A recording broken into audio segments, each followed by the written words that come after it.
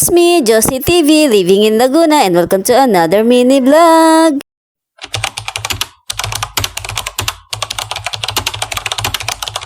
Hi guys! For today's vlog, samahan na naman ninyo ako sa panibagong araw at walang katapusang gawaing bahay bilang kasambahay ng Don Pakundo.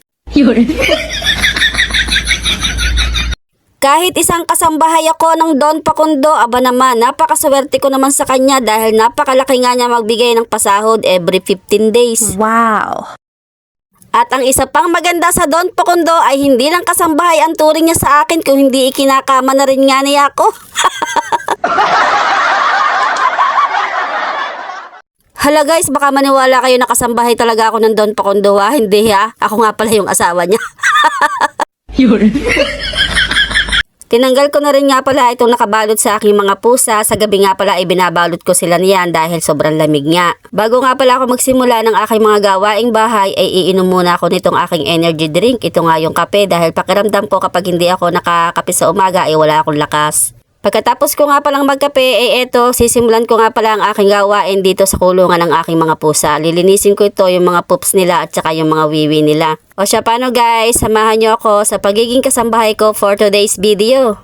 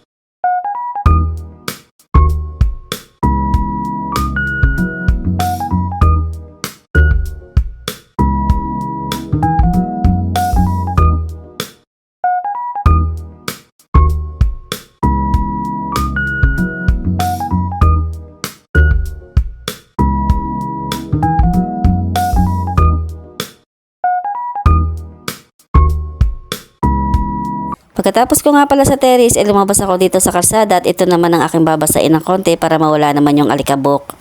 At isinabay ko na rin nga pala ang pagdidilig ko diyan sa aking mga halaman, hindi ko na nga lang nabidyohan. Dito naman ay nililikom ko na nga itong hose na ginamit ko doon sa labas at isasabay ko na rin nga ang paglilinis itong potty tray ng aking mga alagang aso. Kapag gabi nga pala ay ikinukulong ko ang dalawang aso ko dito sa may garahe at dito nga pala sila natutulog.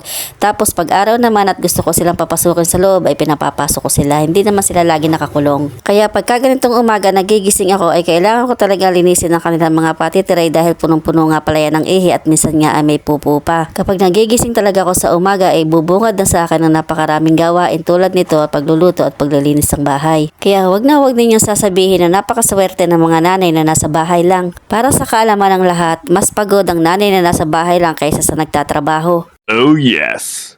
After ko namang malinis ang kanilang mga wiwi at pupo, eto, nilabas ko naman yung isang alaga ko dahil nagwawala nga. Isa pa, kaya nilabas ko na rin siya ay para makakita siya ng mga kapwa-aso niya at para mainitan na rin niya dahil hindi nga siya nakakalabas minsan lang.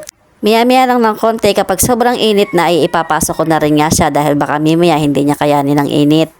Sa puntong ito naman ay tapos na nga pala ako maglinis ang kulungan ng aking mga alaga kaya pumasok na ako sa loob para naman magpahinga at punasan na rin nga yung mga sandamakmak kong pawis. Ito lang muna for today's vlog, magpapahinga lang ako and then saka ako magluluto. Bye bye na muna, bukas na lang ulit.